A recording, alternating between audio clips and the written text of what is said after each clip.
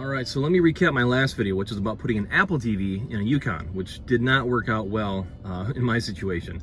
The problem is that Apple TVs are really finicky about power. So the factory inverter in the Yukon didn't work. I had to get a pure sine wave inverter to make it work, just to turn on. And then when you turn the car off and power got cut to the inverter, the Apple TV did not want to turn back on. I had to actually unplug it, wait 30 seconds, plug it back in, and then it would work.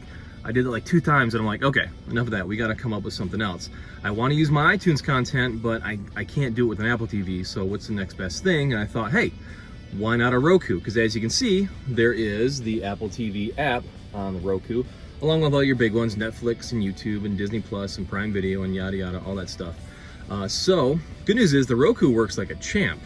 And I want to show you that setup here real quick so you get an idea of what it looks like. So I've got the Roku here, up and running here. The nice thing is that the power for the Roku comes through USB, which is great because the Apple TV was a mess with the power. So that works like a champ. You turn the car off, turn the car on, it doesn't care. It turns on, turns off, and it's happy.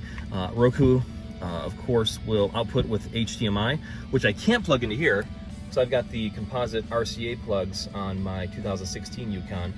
Later ones had HDMI, I'm pretty sure, but I just had to use a adapter here, no big deal. This thing's like 15 bucks on Amazon, and it takes the HDMI coming from the Roku, converts that to composite RCA, which goes to there, which of course goes up onto there.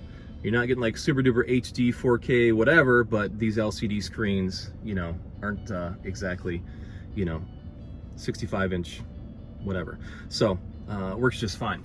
Now, the adapter does use USB power, but that's fine. So we got USB power here for the adapter, USB power for the Roku, and everything's pretty happy and working really well.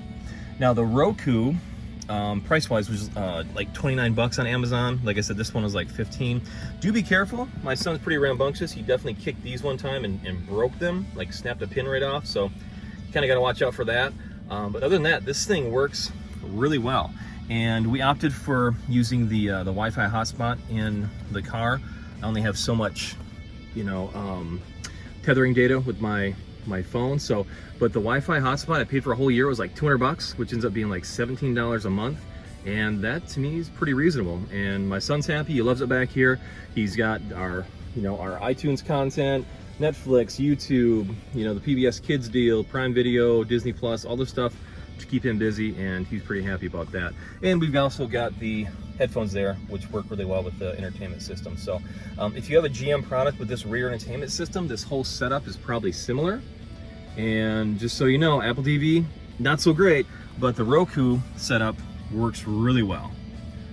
Now the next step is just to kind of clean things up here and make this look a little better. But hopefully that's helpful. Leave a comment if you have a question or a concern or whatever it might be, and hopefully you found this helpful. Have a good day.